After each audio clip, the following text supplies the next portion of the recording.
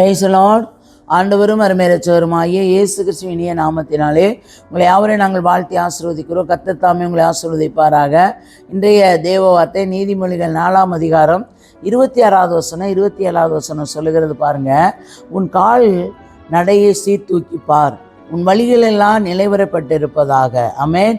எப்படி வேதம் சொல்லுகிறது? உன் கால் நடையை சீர்தூக்கி பார், உன் வழிகள் எல்லாம் நிலைவரப்பட்டிருப்பதாக. பாருங்க, வலதுபுறமாவது இடதுபுறமாவது சாயாதே, உன் காலை தீமைக்கு விலக்குவாயாக. அல்லேலூயா. அப்போ நல்லா கவனிங்க, உன் கால் நடையை சீர்தூக்கி பார். அப்போ நடையை கூட நீ சீர்தூக்கி பார். நீ போகிற வழி பிரியமான வழியா, நீ நடக்கிற வழி பிரியமான வழியா என்று ஆண்டவர் பார்க்க சொல்லுகிறார். உன் வழிகளை நிலைவரப்பட்டிருப்பதாகவா. அப்போ நீ போகிற வழியில் சரியான பாதையா, சரியான வழியா என்று நிலைவரப்பட்டிருப்பதாக. அப்போ அதுக்கு அடுத்த வசனம் 20 சொல்லி பாருங்க. வலதுபுறமும் இடதுபுறமும் சாயாத உன் காலை தீமைக்கு விலக்குவாயாக. தீமை செய்து விரைந்து ஓடுகிற காலை அதை விலக்குவாயாக.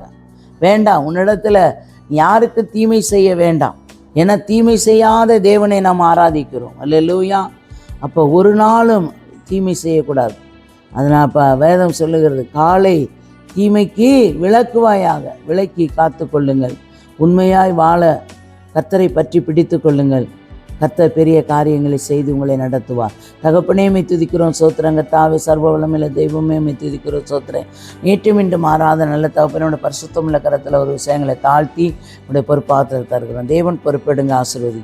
இயேசுவின் நாமத்தில் வென்று கொள்கிறவங்கள் ஜீவனுள்ள நல்ல பிதாவே. ஆமேன், ஆமேன்.